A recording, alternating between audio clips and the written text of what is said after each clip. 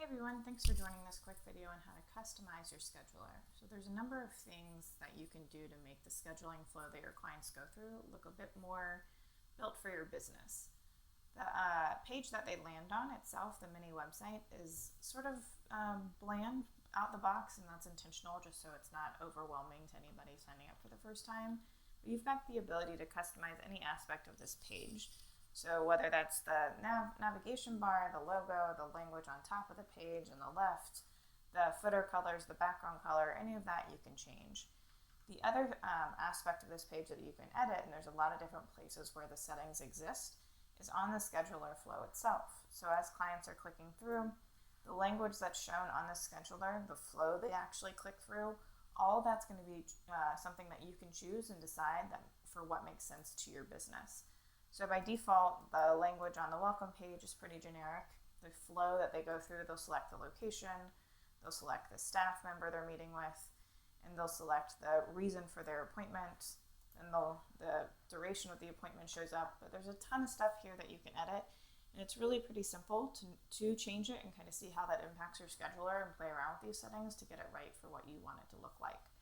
So if we head back over to the back office view, you'll see on the settings menu, the left-hand navigation kind of reflects the panels that they're going through.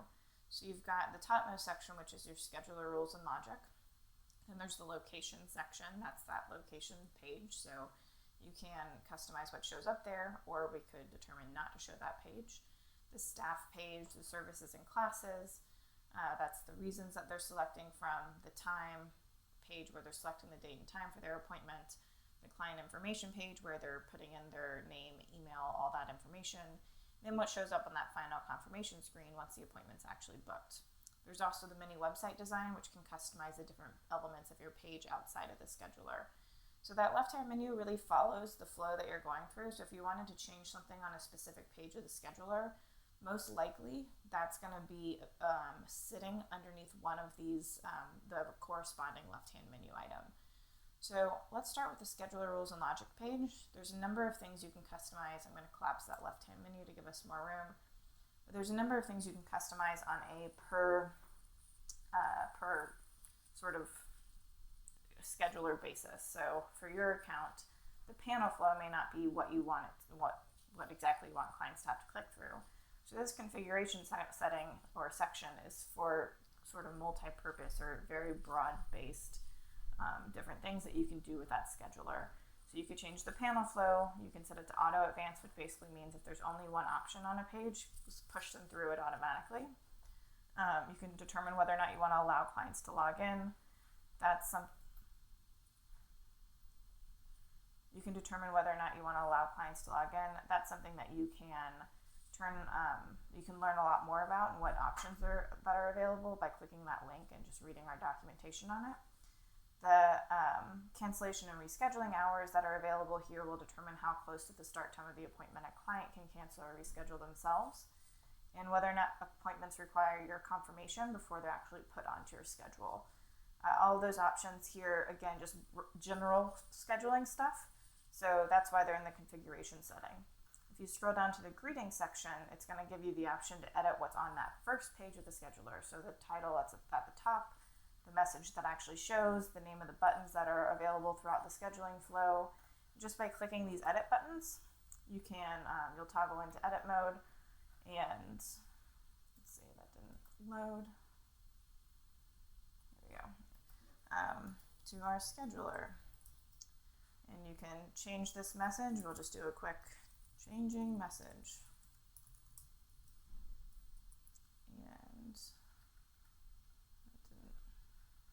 And let's see, changing message, and we'll just do an arrow sign here and save it. I just want to show you how this will reflect on this actual scheduling flow.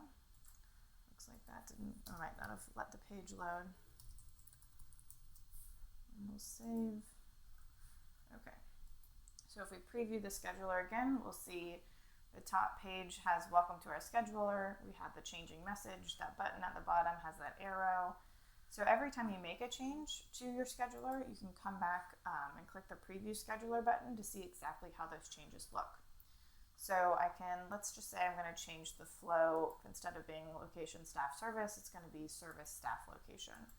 So if I save that, I can preview the scheduler again. And when I click through,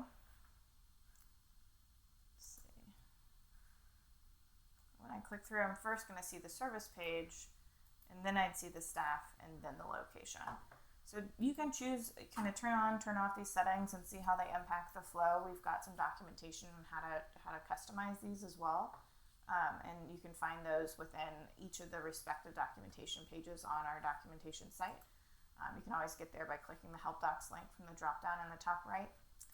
Now, if I went into the locations page, you'll see the location panel settings. So within each of these subpages, there's a panel settings option, and those are going to be the settings that you have for the individual page on the scheduler. So if I chose, let's just say on the services and classes, we can look at those. I can choose to display duration. If I don't display duration, it's not going to show on the right-hand side how long the service lasts. I can also add in some header text and save that and choose your appointment type. We'll say, and I'll save those.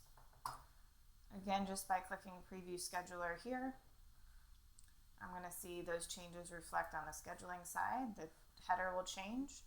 I can add in some header text, and you'll see that duration no longer shows on the right-hand side over here. The staff option has similar things under the, not similar exactly, but within the staff panel settings, you'll have a header text option. You can change the panel title.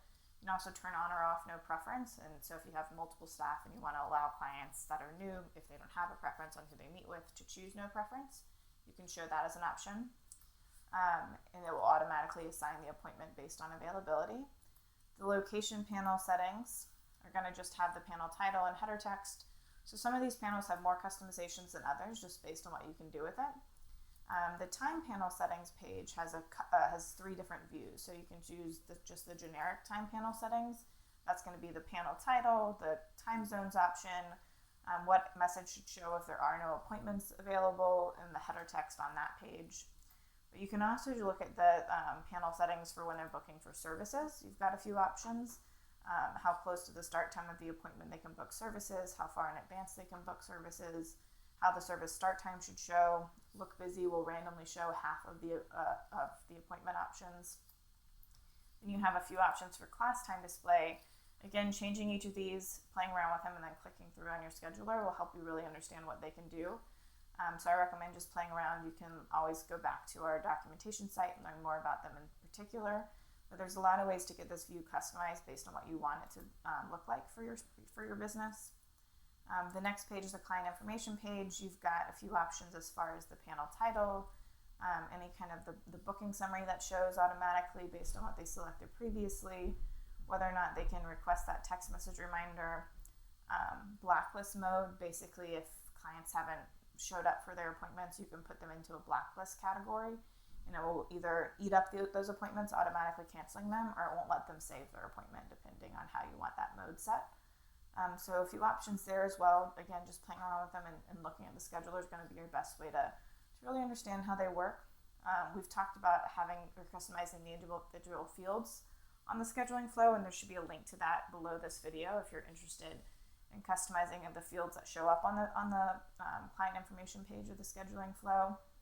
And then the final confirmation is going to be that last page. So once they click save, the message they see, and that makes use of our tags. So the merge field tags based on the appointment options they've selected. So it would push the name of the staff, in this case, the staff they booked with, it would push onto the final confirmation page, the name of the location, the address on the location's profile for the appointment they booked. So you can learn more about our success messaging tags on our documentation site as well, or by signing up for an onboarding call with one of our support coaches, and they'll walk you through exactly how to get that message right based on what you're looking for. Lastly, that mini website design is going to allow you to customize the color, the different information that displays. You can toggle through the different tabs up here to customize how that looks on your website. Once you save it, let's say we come here and we change the background color to pink, and we save. We preview the scheduler again after that, we'll see that that changes the background color. So whatever options you want to deploy on that mini website design will reflect over here. If you've got any questions about how to edit these settings, again, it's in the settings menu and just based on the page of the panel flow that you're looking at. Feel free to reach out to our support team and we can tell you whether or not it's possible, and if so, where to find that setting. But most of the time you're going to find it under the respective panel based on what you're trying to change in the scheduling flow. Again, recommend that onboarding call if you really want to get the account set up for your business. It's complimentary. We'll do it for anybody in the free trial that wants to be sure to have their account set up the way they want it. Thanks so much for watching.